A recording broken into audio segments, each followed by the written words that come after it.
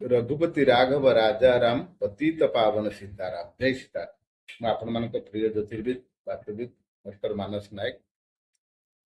आपण माने जेते चेष्टा कले मध्य आपण मानकर जदि काम गुड़िक अधा रही जाउची आपण सफलता पाई पारु नाहंती।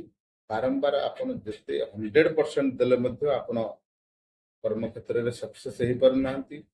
तेणु आपण मने रखंतु आपणकर जो कुंडली रही कुंडली रे आपनकर कालसर्प जोग रही किंबा पाप कर्तरी जोग रही।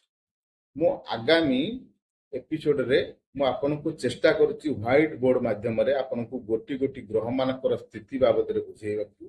तेणु आज आपनको खाली प्रतिकार टे कहि देउछि। जो प्रतिकार दुईटी कले आपण माने निश्चित आपण माने सफलता पाइबे।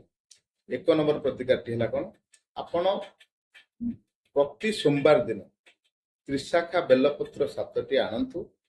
त्रिशाखा बेलपत्र रे जो 3टी पत्र रही चंदन घोरिकी श्री राम 3टा बेलपत्र जो पत्र रही गोटे लिखु श्री, द्वितीयटार लिखु रा, तृतीयटार म।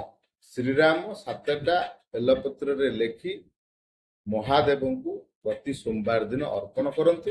एवं रामचरित मानसर मु आज आपण मानकु एक चौपाई कहूची। ई चौपाई को प्रतिदिन 108 थर जप करंतु। चौपाईटी आपण जदि नोट करि नेबे भलो होंता। मन रखंतु चौपाईटी मंगल भवन अमंगल हारी द्रवौष दशरथ अजर बिहारी दीन दयाल विरोध समभारी हरहो नाथ मम संकट भारी। या को जदि आपण रेगुलर जप करंती देखिबे आपण जेकोसी काम करंतु निश्चित आपण सफलता पाइबे। रहिली नमस्कार। मो वीडियोटी जदि आपण मानकु भलो लागुची मते लाइक करंतु, मते कमेंट करंतु एवं मते फॉलो मध्ये करंतु। यूट्यूब रे मोर मध्ये चैनल रहिची जन्मजातक विचार आकि सब्सक्राइब करंतु। आपनकर मतामत मते दियंतु।